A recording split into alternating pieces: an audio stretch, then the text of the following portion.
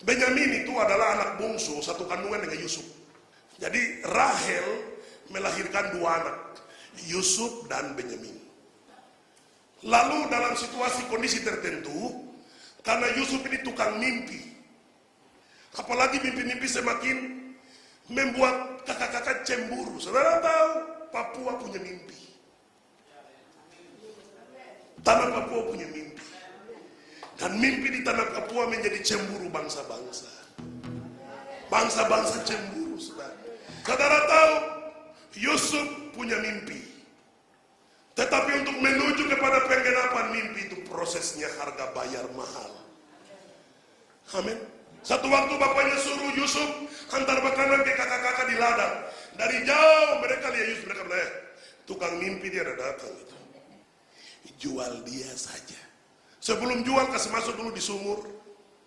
Begitu Potifar dan kelompoknya lewat, mereka bilang daripada anak ini dia sia-sia mati bodoh-bodoh di sumur, kasih naik dia.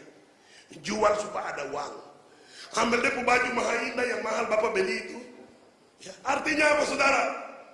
Baju bicara tentang karakter Kristus harus ditanggalkan demi sebuah mimpi. Yesus ditelanjangi demi sebuah mimpi besar bagi pekerjaan Allah ditegakkan di bumi. Buka bajunya, lalu mereka mulai celup dengan darah. Lalu mereka pulang, mereka bilang kepada Yakub, "Bapak, ini baju siapa ini?" Yakub dilihat baik-baik, dia bilang, "Yusuf baju tadi saya ada titip makanan, dia pakai baju ini. Dia ada ke situ pakai baju ini." Mereka bilang, "Iya baju ini juga yang kita ada ketemu di jalan ini, kena darah ini, berarti binatang buas makan dia apa?" Amin. Mimpi seolah-olah hilang karena dibuat oleh sekelompok orang tertentu. Lalu apa yang terjadi setelah? Dalam cerita selanjutnya, bagi Yakub, Yusuf sudah hilang. Tapi perjalanan Yusuf masih lanjut sampai ke penjara karena menolak perbuatan maksiat terhadap istri Potifar. Dia harus masuk penjara. Perhatikan, tukang mimpi akhirnya berubah di dalam penjara menjadi penterjemah mimpi. Amin. Hari ini kita datang, kita mimpi, punya mimpi. Tapi ketika kita dimuridkan, kita akan terjemahkan mimpi orang lain. Orang akan datang bertanya jalan Tuhan, rencana Tuhan. Begitu dua orang tukang mimpi. Satu tukang juru minum raja, satu tukang juru roti raja. Roti bilang begini, "Kawan, saya mimpi. Saya bawa roti di bak. Di atas kepala saya terus burung-burung gagak datang habis roti." Terus yang juru minum bilang begini, "Saya mimpi saya kembali lagi melayani raja dengan memberikan anggur." Lalu Yusuf bilang begini, "Saya jawab, tapi jangan kamu marah boleh, jangan kamu kecewa boleh, harus jujur, jangan kamu sakit hati." Lalu yang satu bilang, "Tidak, bicara saja." Yusuf bilang begini, 3 hari lagi kau yang juru anggur ini kau akan bebas dan kau kembali dimuliakan Tuhan. Yang juru roti kau akan bebas, tapi kau akan dieksekusi mati dan kau akan digantung, burung gagak akan makan kepalamu habis."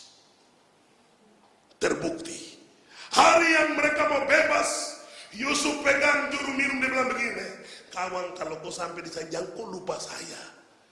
Kau jadi terasa persoalan ini." Amin. Persoalan Papua ini banyak orang sudah mati dengan Papua ini. Karena pandangan kita terhadap Papua keliru. Pandangan yang benar tentang Papua adalah pemulihan kerajaan Allah. Memulihkan tanah dan negeri kita sampai orang mengalami kemerdekaan rohani maksimal. Haleluya. Lalu dia sampai di sana. Saudara perhatikan, karena ada tukang mimpi dan penterjemah mimpi, Tuhan kasih mimpi Firaun.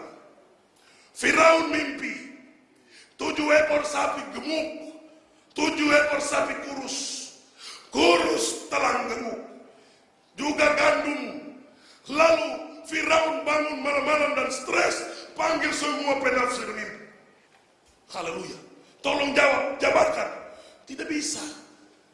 Ketika mereka tidak bisa jabarkan mimpi itu, juru minum ini orang yang tahu raja stres dan tidak, karena dekat sekali. Datang-datang minuman masih full. Raja kenapa belum minum? Pikiran.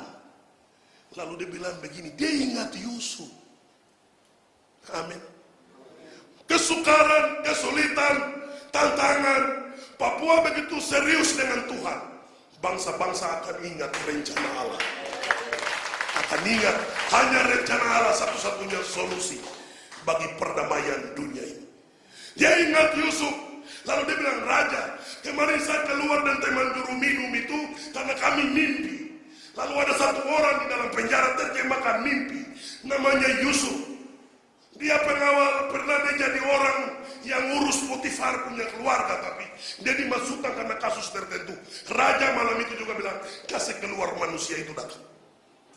Tidak perlu mau hitam kaki riting terserah, kasih keluar.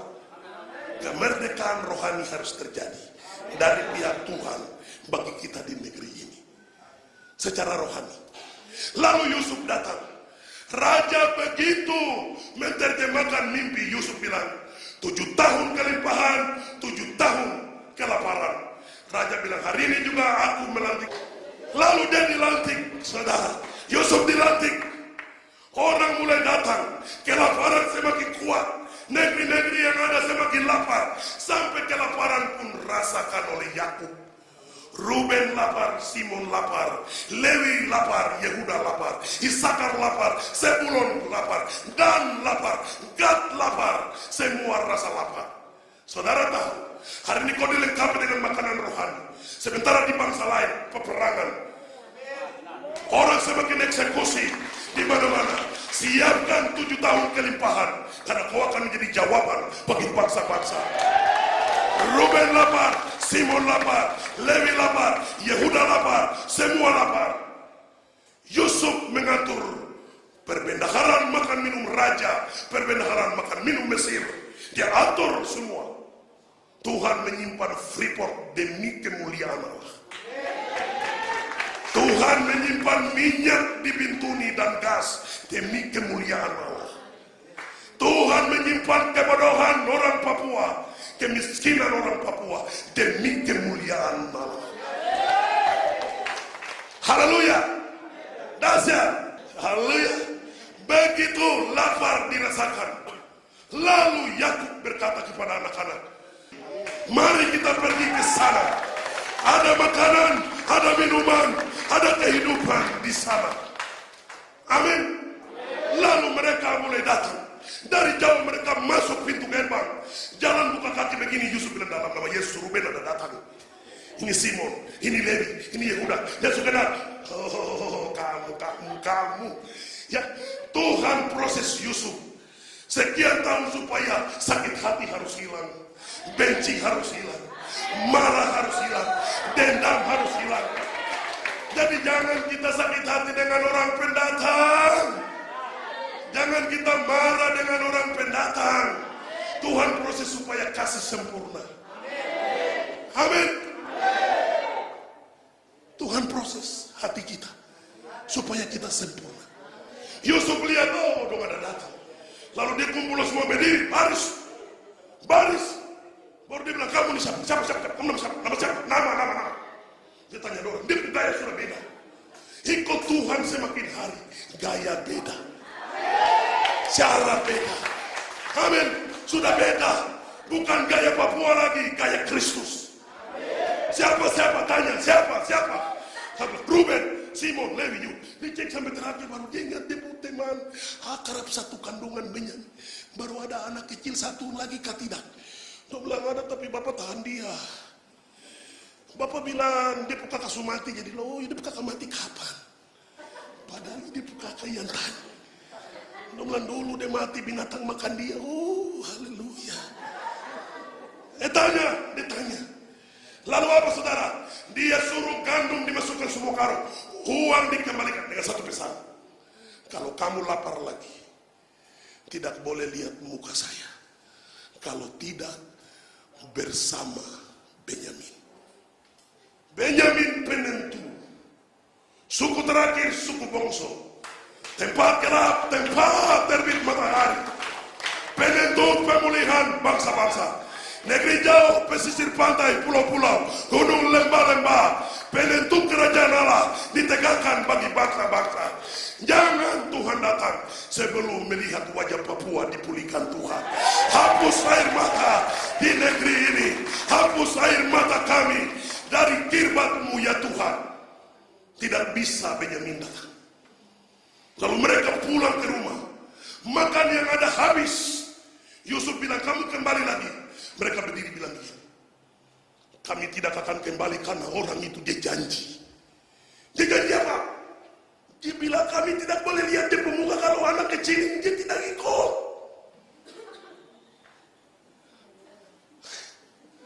Amin.